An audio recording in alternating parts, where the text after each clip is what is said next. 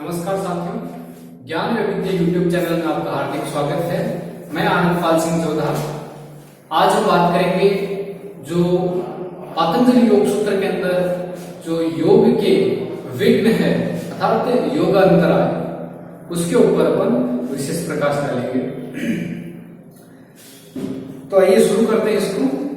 देखिए, जो साधना काल होता है उसमें अनेक विघ्न उत्पन्न होते हैं। जो योग की जो साधना होती है उसके अंदर विभिन्न प्रकार के विघ्न उत्पन्न होते हैं तथा विघ्न होने के कारण साधक का चित्त एकाग्र नहीं रह सकता। जो साधक का जो चित्त होता है, जो उसकी चेतना होती है, वह सेंट्रलाइज नहीं हो सकती और जिसके कारण वह आगे नहीं बढ़ सकता। तो उसकी जो चेतना है, उसका जो चित्त है, वो सेंट्रलाइज नहीं होने की वजह से वो योग के मार्ग में आगे नहीं बढ़ सकता है। तो आइए, जो विघ्न है वो कौन कौन से हैं, महर्षि पतंजलि ने उसका क्या सूत्र दिया है, उसके ऊपर अपन अध्ययन करते हैं। इसका एक सूत्र बनता है, व्याधि श्यान संशय प्रमाद आलस्य वीर्ति भ्रांति अनलब्ध भूमिकत्व स्थितवानी। व्याधि श्यान संशय प्रमादालस्य वीर्ति भ्रांति अनलब्ध भूमिकत्वानि स्थितवानि चित्त विक्षेप अंतराया। इसका पूरा सूत्र बनता है। सूत्र को डिटेल के अंदर अपन पढ़ेंगे तो इसका अलग अलग भाग बन जाएंगे, 9 भाग बनेंगे इसके। तो पहले एक बार मैं आपको 9 भागों के नाम बता देता हूं, फिर उसके ऊपर डिटेल से अध्ययन करेंगे। देखिए, पहला जो अंतराय है, पहला जो विघ्न है वह है व्याधि। दूसरा है स्त्यान, संशय, प्रमाद, आलस्य, अविरति, भ्रांति दर्शन, अलब्ध भूमिकत्व और अनवस्थित्व। ये चित्त के विघ्न हैं जो कितने प्रकार करते हैं? 9 प्रकार के। जो पहला है व्याधि। व्याधि का अर्थ होता है शारीरिक रोग। जो योग का जो मार्ग है, जो आप साधना कर रहे हैं, उसके अंदर अगर सबसे जो बाधा डालने वाला तत्व है, सबसे जिसको मार्ग के लिए डेंजरस कर सकते हैं, वो व्याधि है अर्थात आपका शारीरिक रोग। धातु रस और करण की विषमता से उत्पन्न होने वाले रोग व्याधि रोग के अंतर्गत आते हैं। धातुएं 7 प्रकार की बताई गई हैं। रस, रक्त, मांस, मज्जा, मेद, अस्थि एवं शुक्र, वात, पित्त और कफ, ये 3 दोष होते हैं। इन 3 दोषों और 7 धातुओं के अंदर किसी प्रकार का असंतुलन आ जाए तभी जो शारीरिक रोग हैं वो उत्पन्न होते हैं। जैसे कि रस को समझे तो भोजन से जो प्राप्त होने वाला क्षार है वह रस कहलाता है तथा इंद्रियों का सही प्रकार से कार्य नहीं करना करण कहलाता है। कान से कम सुनाई देना, आंख से कम दिखाई देना साधना के लिए शारीरिक स्वस्थता महत्वपूर्ण है। वह व्यक्ति साधना में सफल हो सकता है जिसका शरीर, सर्वप्रथम जो शरीर है उसका वो पूर्ण रूप से स्वस्थ हो। अगर शरीर ही साथ नहीं देगा तो आपकी जो साधना है वो पूर्ण नहीं हो पाएगी। कहा गया है कि जो पहला सुख है वो क्या है? निरोगी काया। बिना किसी रोग के जो आपका शरीर होता है वही आपका पहला सुख बताया गया है। तो विद्यार्थी, जब शरीर स्वस्थ है तो मन भी स्वतः शांत रहेगा। अगर आपका शरीर स्वस्थ है तो मन ऑटोमेटिक स्वस्थ रहेगा। कैसे?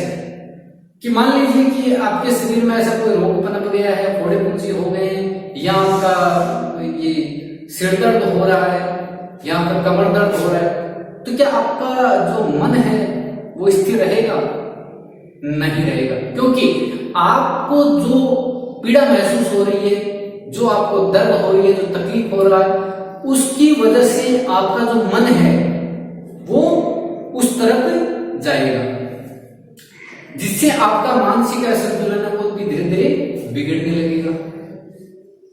कहने का तात्पर्य है कि अगर व्यक्ति का शरीर साथ देता है, शरीर समावस्था में रहता है, तब उसका मन संतुलित अवस्था में रह सकता है। शरीर में कोई भी कष्ट होने पर मन स्वतः ही विचलित हो जाता है। शरीर में बताया जैसे अभी आपको कि जो शरीर है उसके अंदर किसी प्रकार का कष्ट उत्पन्न होता है तो आपका जो मन है वह अपने आप ही विचलित हो जाता है, उसको कष्ट की अनुभूति होती है। अस्थि संबंधी रोग, पाचन तंत्र के रोग, श्वसन तंत्र के रोग, मांसपेशी तथा अन्य तंत्रों से संबंधित जो हमारा जो बॉडी है उसके अंदर अलग अलग सिस्टम्स बने हुए हैं, जैसे अपना डाइजेशन सिस्टम, रेस्पिरेटरी सिस्टम है, ये अपना जो मसल सिस्टम है, स्केलेटल सिस्टम है, इन सब के अंदर किसी न किसी प्रकार का रोग उत्पन्न हो जाता है जो आपके मन की अशांति और अप्रसन्नता का कारण भी बनता है। तो अंततः मैं आपको बताना चाहूंगा कि जो व्याधि है, जो शारीरिक रोग है, वो आपको योग के मार्ग में बाधा उत्पन्न करते हैं। तो पहला आपका विघ्न हो जाएगा व्याधि। नेक्स्ट है स्त्यान। स्त्यान का अर्थ है जो आपका चित्त है, चित्त की आक्रमणिकता, अर्थात सामर्थ्य होने पर भी योग साधना के प्रति अरुचि होना, अप्रतीति होना। प्रत्येक व्यक्ति अनेक चित्त भूमियों वाला होता है। आगे हम बात करेंगे, चित्त की भी भूमियां बताई गई हैं। शरीर से स्वस्थ रहने के पश्चात में कोई व्यक्ति पुरुषार्थहीन होते हैं। अगर व्यक्ति का शरीर भी स्वस्थ है लेकिन फिर भी व्यक्ति पुरुषार्थहीन रहती है, उसकी जो चित्त की क्रमणता है वह कहीं न कहीं गौण नजर आती है, वह कार्य को इतना महत्व नहीं देते हैं और पुरुषार्थ के अभाव से सफलता प्राप्त नहीं हो सकती। जो पुरुषार्थ होता है वही व्यक्ति को क्या करता है, सफलता दिलाता है। साधना काल में यह बात भी लागू होती है कि चित्त की एकाग्रता हेतु, आत्म साक्षात्कार हेतु उच्च स्तरीय शक्ति के साथ मिलन हेतु पुरुषार्थ महत्वपूर्ण है। ठीक है। आक्रमणीयता के रहते हुए साधक अपने लक्ष्य को प्राप्त नहीं कर सकता।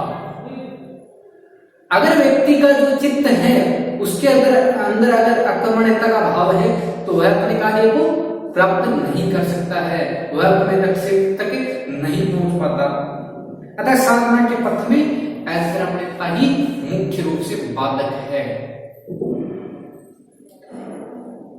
अब आएगा आपका तीसरा जो विघ्न है वो है संशय। संशय का अर्थ है संदेह होना। सीधी सी बात है कि अगर आपको किसी भी प्रकार का डाउट होता है, आप योग में मान लीजिए या आपने सगे संबंधी से मान लीजिए या अपने कार्य क्षेत्र में किसी प्रकार का डाउट मान लीजिए, अपने मित्रगणों से डाउट मान लीजिए, अगर किसी प्रकार का आपके मन में संदेह है तो वह आपके कदमों को आगे नहीं बढ़ने देगा। आशंका, जो संशय का जो पर्यायवाची है आशंका, संदेह, आशंका। अगर व्यक्ति के अंदर आशंका का जरा सा भी भाव है तो वह जिस मार्ग पे आप आगे बढ़ रहे हैं उसके अंदर वो रोक लगा देगा, आपको सोचने विचारने पर मजबूर कर देगा। और जब आप सोचने विचारने लग जाओगे तो आपका जो समय है वह उसी में व्यतीत होता रहेगा, आप साधना के सोपान पे नहीं चढ़ सकते। एक विषय में परस्पर दो विरोधी ज्ञान का होना, यह भी संशय का शाब्दिक अर्थ है। जैसे सत्य है या असत्य, आत्मा का अस्तित्व है या नहीं, ईश्वर की सत्ता है या नहीं, इस प्रकार से जो मुख्य जो अपने संशय हैं वो हर व्यक्ति के अंदर बने रहते हैं। इस प्रकार की दो विरोधी बातें चित्त को अस्थिर बना देती हैं। जो दो प्रकार का जो ज्ञान होता है वह व्यक्ति का जो स्थिर होता है उसको विचलित कर देती है। संशय के रहते हुए साधक सही निर्णय नहीं ले सकता। देखिए मैं जो इम्पोर्टेंट चीज है संशय को समझने की, तो उसको जो महर्षि पतंजलि ने अपने शब्दों के अंदर समझाया है, वो ये कहते हैं कि व्यक्ति के मन में किसी प्रकार का संशय है तो भी व्यक्ति क्या है, वो एक डिसीजन सही नहीं ले सकता। एक जो डिसीजन पावर होती है वो एक दिशा में होनी चाहिए, एक लक्ष्य की तरफ होनी चाहिए, या आप जो डिसीजन दे रहे हैं वही फाइनलाइज होना चाहिए। आप किसी से राय लेंगे तो उसमें क्या होगा, आपका मन करेगा मैं इनसे मैंने सलाह ली है तो मैं इनसे भी सलाह ले लूं, तो दोनों का क्या होगा, विचार बराबर नहीं हो सकते। ये व्यक्ति कुछ और कहेगा, ये व्यक्ति और कुछ और कहेगा। ग्रहण किसको करना है, अपने को करना है। और जब दोनों की बातों के जो दोनों की बातें हैं, उनके जो विचारों का जो द्वंद है वो किसके अंदर होगा, हमारे अंदर होगा। और उन विचारों की वजह से भी व्यक्ति अपना जो राइट डिसीजन है वो नहीं ले पाता है। नेक्स्ट है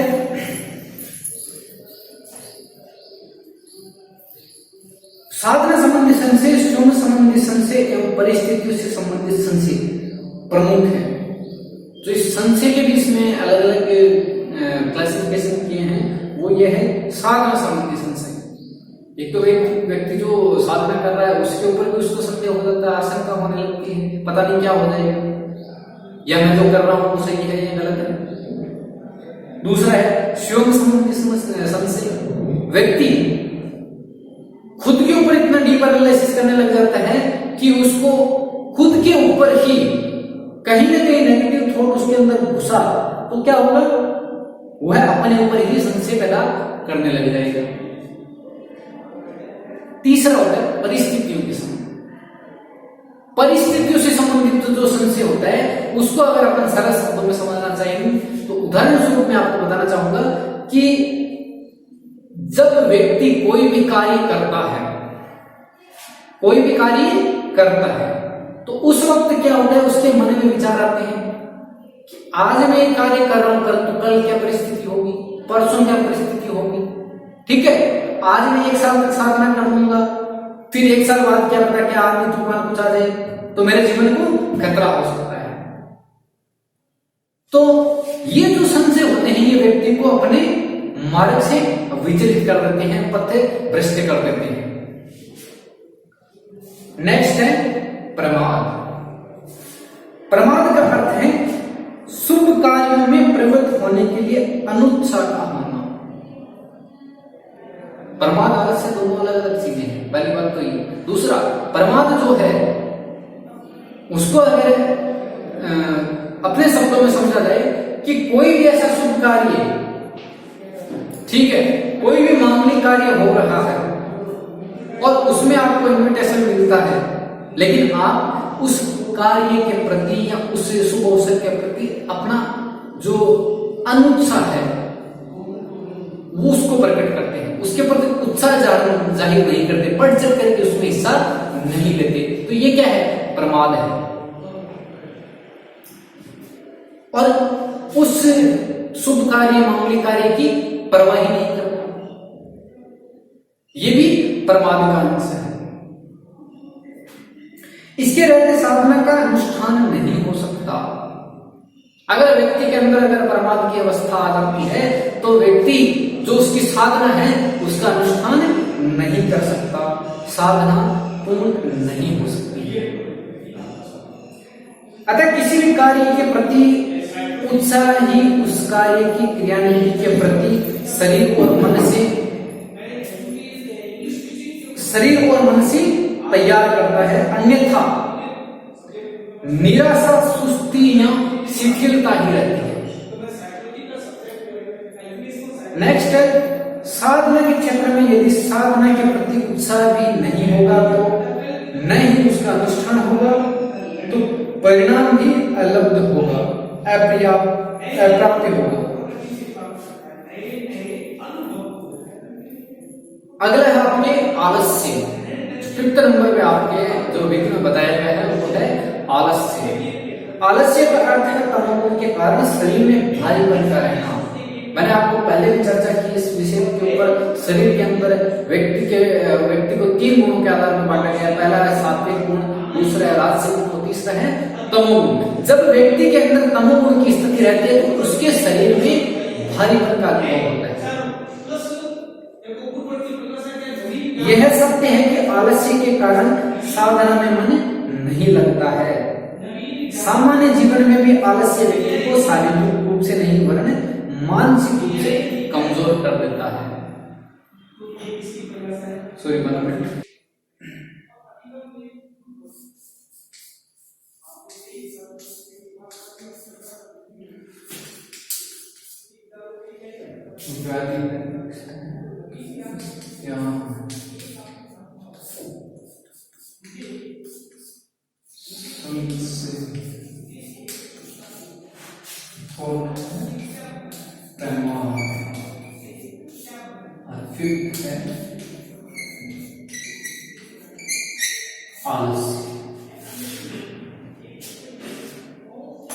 जो आलस्य है उसके रहते व्यक्ति किसी भी कार्य में न तो प्रवृत्त हो सकता है और न ही अपनी शक्तियों को विकसित कर सकता है। अन्य अनुकूलताएं होते हुए भी आलस्य का भाव रहता है तो कार्य की ओर प्रवृत्ति नहीं हो सकती। कार्य की प्रवृत्ति नहीं होने पर फल की प्राप्ति भी संभव नहीं है। अगर कार्य ही नहीं करेगा तो व्यक्ति को फल कहां से प्राप्त होगा। उसी तरह साधना के मार्ग में भी आलस्य एक बाधा है। साधना के क्षेत्र का अगर एक सबसे बड़ा शत्रु है तो वह है आपका आलस्य। आप ये सोचते हैं मैं ये कार्य करूंगा, मैं ये साधना करूंगा, मुझे ये लक्ष्य प्राप्त करना है, लेकिन अगर आपका जो आलस्य है वही आपका साथ नहीं छोड़ रहा तो आपका जो परम लक्ष्य है वो प्राप्त नहीं कर सकते। साधना के लिए आलस्य ही नहीं, तमोगुण नहीं वरन सतोगुण आवश्यक है। जो साधना के लिए सबसे उत्तम गुण बताया गया है वह है सतोगुण। तमोगुण साधक को तम से अंधकार से बाहर नहीं निकलने देता है। ऐसी स्थिति में सतोगुण की प्राप्ति बहुत जटिल कार्य है, बहुत ही जटिल कार्य है। अतः आलस्य के रहते सामान्य जीवन में ही सफलता नहीं मिलती तो साधारण के कठिन मार्ग में तो और भी असंभव है। साधारण जीवन में भी अगर आलस्य साथ नहीं छोड़ता तो व्यक्ति को सफलता नहीं मिलती। तो आप ये मान के चलिए कि आपको योग का जो मार्ग है, जो साधना है योग की, उसमें तो मिलने का कोई सवाल ही पैदा नहीं होता अगर आपका आलस्य आप में मौजूद रहता है। नेक्स्ट है अविरति।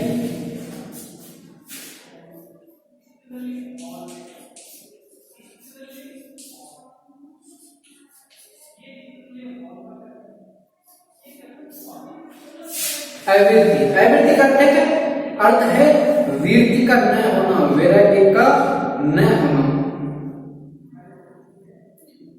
वीरति का न होना या विषय में तृष्णा का रहना, इच्छा का रहना, अर्थात विषय भोगों के प्रति आकांक्षा का रहना। जो आपके जो विषय हैं, जो आप ये मन में सोचते हैं मैं इस सुख का भोग कर लूं, मुझे ये चीज की प्राप्ति हो जाए, तो वो क्या है?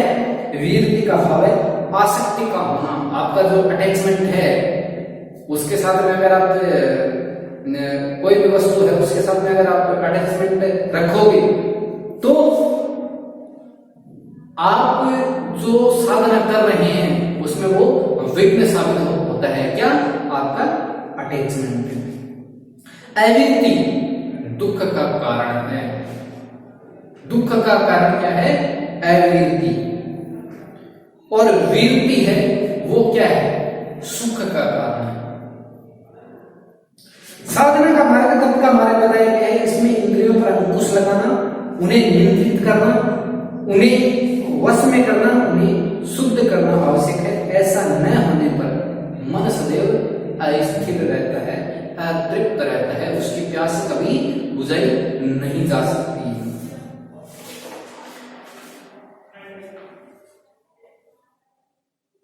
यह बंधन की अवस्था है, मुक्ति की नहीं। जो अविरति बताई गई है यह बंधन की अवस्था है, मुक्ति की नहीं। जब मन मस्तिष्क के अनेक गुंजनों से अनेक विषयों से बंधा होता है, तो वहां चेतना की विशिष्ट शक्तियों का, अलौकिक शक्तियों को उभरने का, उन्हें पल्लवित, पुष्पित और फलित होने का अवसर भी नहीं मिल पाता जब व्यक्ति उलझनों में भरा हुआ रहता है। यह अवस्था मन की भटकाव अवस्था है, जिससे मानसिक शांति व्यक्ति से कोसों दूरी बनाए रखती है। ठीक है, नेक्स्ट है, ऐसी इस अवस्था में श्रम तथा क्षमय दोनों तो नष्ट होते ही हैं और यह आवश्यक भी नहीं है।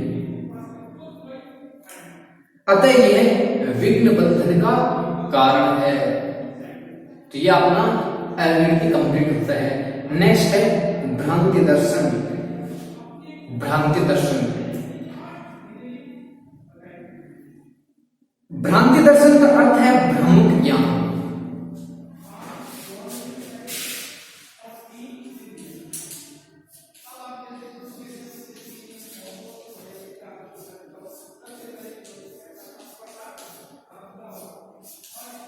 भ्रांति दर्शन का अर्थ है भ्रामक ज्ञान, अवास्तविक ज्ञान, जो रियलिटी नहीं है वो ज्ञान, असत्य, झूठा। भ्रांति दर्शन से सही को गलत माना जाता है। भ्रांति दर्शन जो होता है, किसी प्रकार की भ्रांति का विचार आ गया, उसकी सोच भ्रांति में चली गई, तो जो सही है उसको भी व्यक्ति क्या गलत देखेगा, गलत दृष्टिकोण से देखेगा, और जो गलत होता है उसको वो सही लगता है। दोनों एक दूसरे के विपरीत हैं। जो सही है उसको कैसे देखेगा, गलत दृष्टिकोण से, और जो गलत है उस व्यक्ति को सही लगेगा। यह भ्रांति दर्शन का कारण है। कहने का तात्पर्य यह है कि जो वस्तु, पदार्थ या विषय जिस रूप में है उसके उस रूप में भ्रम करना, उसमें विश्वास न करना, उसे विपरीत रूप में जानना, समझना भ्रांति दर्शन है। ऐसी अवस्था में साधना को साधना ही नहीं वरन असाधना भी माना जाता है। सुख का मार्ग नहीं, दुख का मार्ग भी माना गया है। सत्य का मार्ग नहीं, इसको असत्य में बताया गया। विभिन्न इसकी जो विशेषताएं हैं, सही गलत है, अविश्वास में विश्वास करना, गलत को सही मानना, सही को गलत मानना, सुख को दुख मानना, दुख को सुख मानना, ऐसी स्थिति इसके अंदर बताई गई है। और जो ऐसी स्थिति में होता है, जिस व्यक्ति का ऐसी स्थिति में जो चित्त रहता है वो तमोगुणी अवस्था को प्राप्त होता है। जब तक सत्य और असत्य का समय भेद नहीं होगा, भेद होने पर भी असम्यक मार्ग का अनुसरण होगा, तब योग संभव नहीं हो सकता। ये जो विपरीत परिस्थितियां हैं, जो विपरीत, जो अवास्तविक ज्ञान है, जो मिथ्या ज्ञान है, भ्रांति दर्शन है, वो आपको योग की प्राप्ति नहीं होने देगा। नेक्स्ट है अलग भूमिकत्व।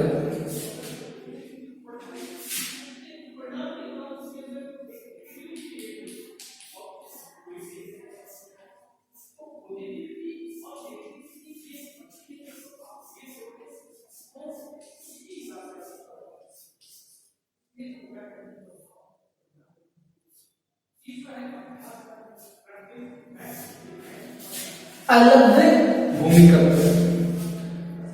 अलग भूमिकत्व का अर्थ है कि परिणाम की भूमिका का अलग होना, अप्राप्य होना, प्राप्त नहीं होना। साधना के क्षेत्र में किसी भी कारण का समाधि की अवस्था तक न पहुंच पाना अलग भूमिकत्व है। जो साधना का जो क्षेत्र है उसमें किसी कारणवश कोई भी कारण हो जाता है, उसके कारण समाधि की अवस्था तक व्यक्ति नहीं पहुंच पाता है, वह क्या है, अलग भूमिकत्व। नेक्स्ट, सामान्य जीवन में व्यक्ति किसी भी दिशा में अपना समय करता है, समय लगाता है, अपनी शक्ति लगाता है, अपने शरीर, मन और भाव को संतुलित रखकर पुरुषार्थ करता है। उसके उपरांत भी उसे यथा परिणाम नहीं मिलता, जिसका कि वह वास्तव में हकदार होता है या जिसके लिए वह योग्य होता है, क्षमतावान होता है, ऐसी स्थिति में उस लक्ष्य की प्राप्ति में हकदार होता है, या जिसके लिए वह योग्य होता है, क्षमतावान होता है, ऐसी स्थिति में उस लक्ष्य की प्राप्ति के प्रति निराशा, संशय, अनुत्साह आदि नकारात्मक भाव उपस्थित होकर व्यक्ति को उस मार्ग से पदच्युत कर देते हैं। साथ ही पुनः उस और रुचि न होने से कर्म का मार्ग भी अवरुद्ध हो जाता है। रुचि न होने से जो कर्म का जो मार्ग है वो भी बाधित हो जाता है, अवरुद्ध हो जाता है। इस प्रकार साधना के क्षेत्र में भी साधक लंबे समय तक साधना करता है, लेकिन फिर भी वह किसी कारण विशेष से समाधि की अवस्था तक नहीं पहुंच पाता है, और वह स्थिति क्या कहलाती है? अलब्ध भूमिकत्व। और अलब्ध भूमिकत्व है वह योग का 8वां वीक में बताया गया है। 9वां वीक है अनवस्थित्व।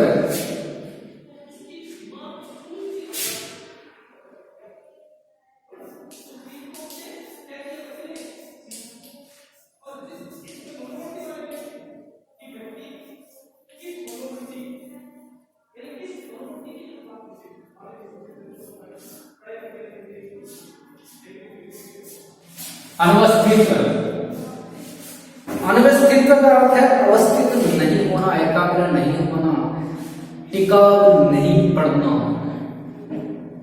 जो सरल शब्द है वो अपन ये कह सकते हैं कि व्यक्ति को टिकाऊ नहीं पड़ता है। अपन जनरली कहते हैं क्या टिकाऊ नहीं पड़ रहा, तो वो क्या कौन सी स्थिति है? अनवस्थित है, स्थित नहीं हो पाता है व्यक्ति, शांत नहीं होना या चंचलता का न होना, चलायमान होना ही अनवस्थित्व है। साधना के संदर्भ में प्राप्त समाधि भूमि में चित्त का न टहलना अर्थात समाधि की अवस्था में अधिक समय तक चित्त की एकाग्रता का न होना ही अनवस्थित्व है। जो समाधि की अवस्था है उसमें लंबे समय तक व्यक्ति टिक नहीं सकता, एकाग्र नहीं रह सकता, उसका चित्त है वो बाहरी विषय की तरफ ज्यादा दौड़ रहा है, सेंट्रलाइज नहीं हो पा रहा, वह क्या है? अनवस्थित्व विघ्न है।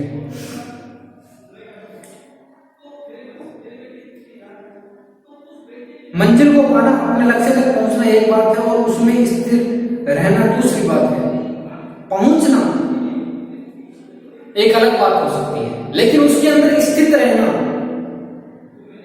ठीक है, स्थित रहना वो सबसे बड़ी बात है।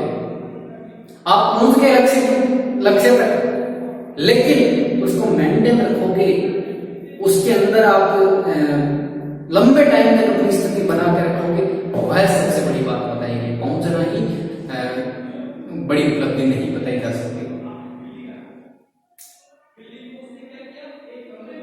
व्यक्ति लक्ष्य की प्राप्ति करने पर उसका अनुभव तभी कर सकता है जब उसका चित्त शांत है हो और स्थिर हो। इस प्रकार समाधि की अवस्था तो प्राप्त होगी, पर चित्त अधिक समय तक उस अवस्था में स्थिर नहीं है, शांत नहीं है, तो उस सुख का, उस आनंद का वास्तविक अनुभव नहीं किया जा सकता। अतः अनवस्थित्व भी एक विघ्न के अंतर्गत आता है। तो इस प्रकार से जो योग के विभिन्न जो विघ्न बताए गए हैं वो कितने हैं? 9 विघ्न हैं। पहला आपको बताया व्याधि, दूसरा स्त्याग, तीसरा संशय, चौथा प्रमाद, आलस्य, अविवेकी, भ्रांति दर्शन, अलग भूमिकत्व और अनवस्थित्व। ये जो अगर विघ्न व्यक्ति के अंदर हैं तो उसकी साधना को अप्रत्यक्ष या प्रत्यक्ष रूप से प्रभावित करते हैं। जैसे शारीरिक रोग है तो वो प्रत्यक्ष रूप से उसको प्रभावित करेंगे। प्रमाद है तो कहीं न कहीं प्रत्यक्ष रूप से और अप्रत्यक्ष रूप से दोनों रूप से प्रभावित करेंगे। अनवस्थित है अप्रत्यक्ष रूप से प्रभावित करेगा, क्योंकि ये इंटरनल प्रोसेस है। और जो आपका जो व्याधि है, जो शारीरिक रोग है, वो प्रत्यक्ष भी कर सकता है और अप्रत्यक्ष भी कर सकता है। तो आज हमने बात की योग के जो विघ्न हैं। कल हम बात करेंगे जो अब तक हमने जो बातें की थी वो था चित्त की एकाग्रता, चित्त क्या है, और चित्त की वृत्तियां, चित्त निरोध के साधन, ठीक है, और योग के विघ्न, ईश्वर का स्वरूप। कल बात करेंगे अपनी चित्त स्थिर करने के उपाय। जो सबसे बड़ी बात है, चित्त को स्थिर कैसे किया जा सकता है, उसके ऊपर अपन अगले लेक्चर